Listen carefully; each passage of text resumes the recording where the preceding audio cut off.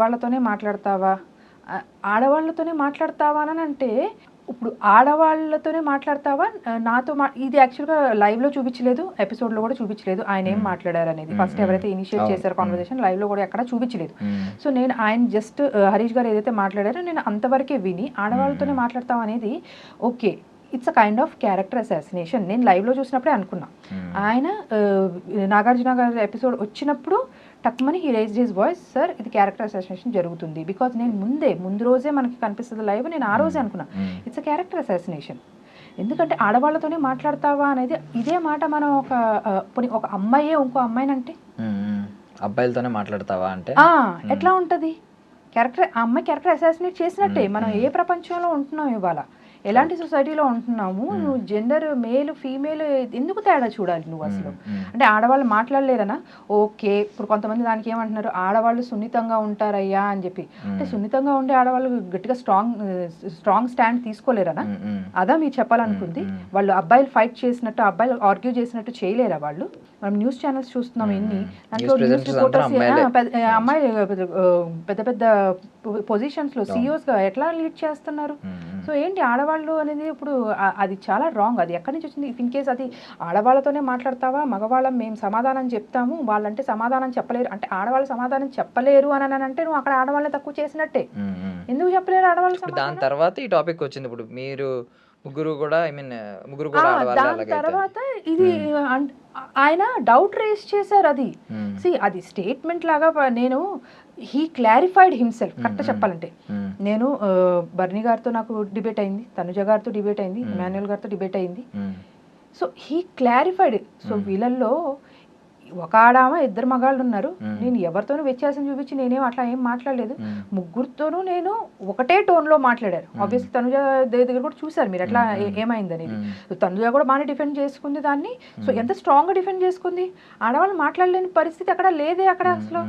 So ఆయన ముగ్గురు ఇంట్లో హౌస్ మెంబర్స్ ముగ్గురుతో ఫైట్ చేశారు ఆయన.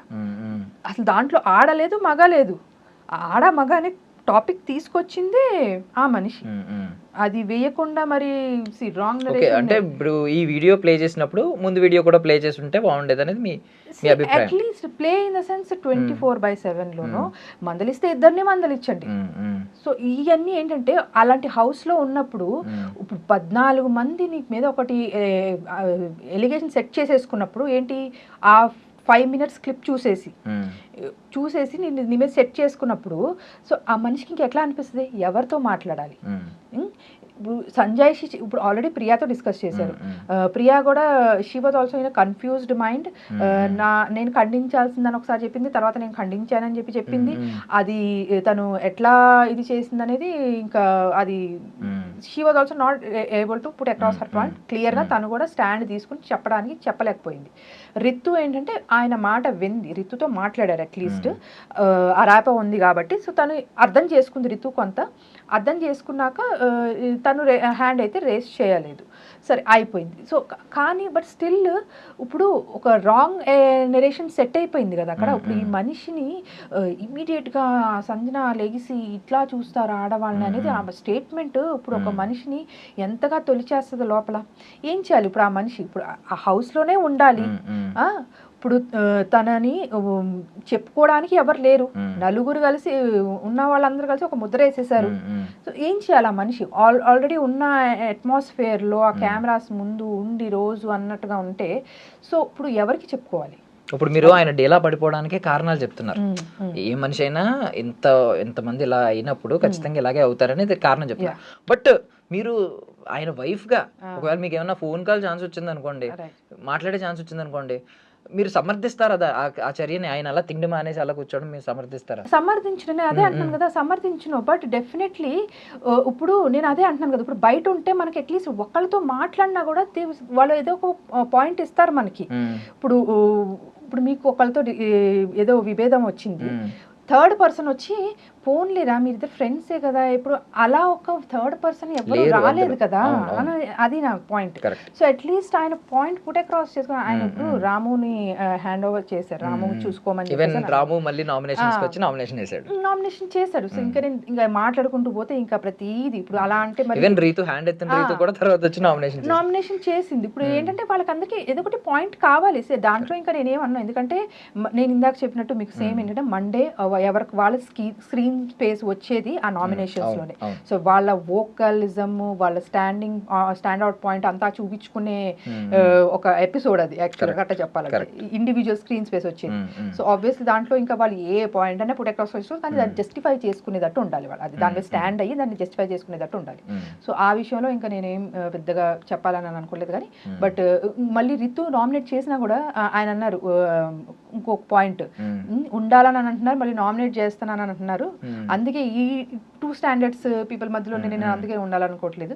మరి అది పాయింటే, మీరు ఉండాలి అని అన్నప్పుడు మీరు ఇలా ఉండొద్దు, మీరు బయటికి రండి, you come out of that zone మీరు అనేది బయట వచ్చి మాట్లాడాలి. నామినేషన్స్ లోకి వచ్చి నామినేషన్ వేసి మాట్లాడడం కరెక్ట్ అది కరెక్ట్ కాదు అది. సో ఓకే, ఇది బాగుంది. నేను మీరు ఫస్ట్ 2 seasons చూసాను అంటున్నారు కదా, కౌశల్ ఆర్మీ ఆ సీజన్ చూసారు. నేను కమెంట్స్ లో చూసింది ఏంటంటే కౌశల్ ఆ టైంలో కూడా ఏం జరిగిందంటే ఒక 5-6 people, హార్డ్లీ ఒక 7 people కౌశల్ కి అగెనెస్ట్ కి వెళ్ళారు. అది నిజంగా కౌశల్ కి బయట యూజ్ అయ్యి కౌశల్ ఆర్మీ క్రియేట్ అయింది, తను విన్నర్ అయ్యాడు. ఇప్పుడు నేను కూడా కొన్ని కమెంట్స్ చూసాను, ఫ్యూ కమెంట్స్, మనోడు కూడా కౌశల్ లా ట్రై చేస్తున్నాడు అని చెప్పి పెట్టారు. ఓకే, నేను కూడా నిజమా అనుకున్నాను. ఇప్పుడు 14 members నిజంగా మాట్లాడుకుంటే అక్కడ 5-6 members 7 members ఉంటే ఇక్కడ 14 members అగైనెస్ట్ గా ఉన్నారు ఈ రోజు ఎపిసోడ్, నిన్న ఎపిసోడ్ చూస్తే. బట్ మీరు ఇతను కౌశల్లా ట్రై చేసి ఉంటే బయట అసలు పిఆర్ పెట్టుకుని బోల్లంత హడావిడి చేయాలి. అసలు మీ అకౌంట్లో అసలు వీడియోలే చూడట్లేదు నేను, అసలు ఏంటంటే పిఆర్ ఏమి లేదా, మీరు పెట్టుకోలేదా? అదే చెప్తున్నాను కదా, ఆయన జెన్యూనిటీ ఏదైతే అంటున్నారో ఫ్రమ్ ద బిగినింగ్ అది ఇక్కడ కూడా మళ్ళీ కనిపిస్తుంది మీకు. సో ఆయన నమ్మేది ఏంటి, ఒకటే, I might be loud, LOUD loud in the beginning, everyone has judged me like that, అందరు నన్ను అట్లా చూసారు, హీఈస్ ఎ లౌడ్. సో నా జర్నీ ఎట్లా ఉండాలి అంటే బిగ్ బాస్ హౌస్లో ద పీపుల్ షుడ్ లవ్డ్, నేను లవ్డ్ అయి బయటికి రావాలి. అంటే జనాలు ఒక పిఆర్, అదే చెప్తున్నాను కదా, ఒక పిఆర్ ఒక మనిషి ఒక మెసేజ్ జస్ట్ ఒక సెంటెన్స్ 4-5 words ఒక మనిషి జర్నీని డిసైడ్ చేస్తుందా చెప్పండి? That is the right way. Okay, అది స్ట్రాటజీ, పిఆర్ గేమ్ అని అంటారంటే ఇక నేనేం చెప్పను దానికి. యాక్చువల్లీ అది ఎవరు బిజినెస్ వాళ్ళది. ఇంకా నేను బట్ థింగ్ ఏంటంటే ఇప్పుడు మనం ఏదన్నా చేసినప్పుడు మన తరపున ఒక న్యాయవాది ఉంటాడు, వాదిస్తూ ఉంటాడు. మీరు కూడా పాయింట్స్ పెట్టారు ఈ రోజు ఒక ప్లాట్ఫామ్ దొరికింది. పిఆర్ పని కూడా ఏంటంటే కరెక్ట్ పాయింట్స్ ని తీసి వాళ్ళు ఆడియన్స్ ముందు వదులుతూ ఉంటారు. ఈవెన్ దో కొన్ని గేమ్ ఉంటుంది, పిఆర్ గేమ్ నడుస్తుంది. ఇంకొకటి ఏంటంటే ఇది ఇలా కూడా యూజ్ అవుతుంది. ఇప్పుడు ఆడియన్స్ కి డైరెక్ట్ ఆ రోజు ఏమైంది అనేది స్ట్రైక్ అవ్వకపోవచ్చు. ఆ వీడియోని క్లియర్లీ ఇప్పుడు మీరు అన్నారు 2 వీడియోలు ప్లే చేసి ఉంటే బాగుంటుంది. ఆ 2 వీడియోలో ఒక పిఆర్ 2 ఎడిట్ చేసి పెట్టుంటే నిజమే కదా అని చెప్పి కింద కమెంట్లు వస్తాయి. పిఆర్ యూజ్ ఇలాగా, మరి మీరు పిఆర్ ఎందుకు పెట్టుకోలేదు అనేది నాకు అర్థం కాలేదు. ఇప్పుడు స్పెసిఫికలీ యాక్చువల్లీ నేనైతే టు బి ఫ్రాంక్లీ చెప్తున్నా, సార్ అయితే వద్దన్నారు, నేను పెట్టుకుందామని అన్నాను టు బి ఫ్రాంక్లీ.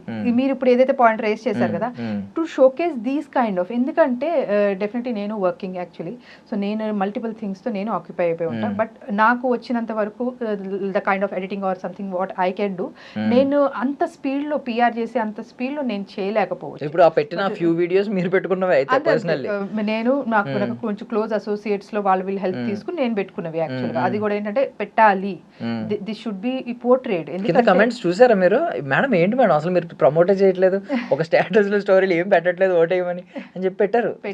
పెట్టారు, చూశాను. ఇంకా అదే చెప్తున్నాను కదా, సో తన ట్రూ పర్సనాలిటీ ఏంటిది, జనాలు దాన్ని టైం తీసుకుని జడ్జ్మెంటల్ అయిపోకుండా. ఇప్పుడు అగ్ని పరీక్ష ఒక 15 days జర్నీ నడిచింది.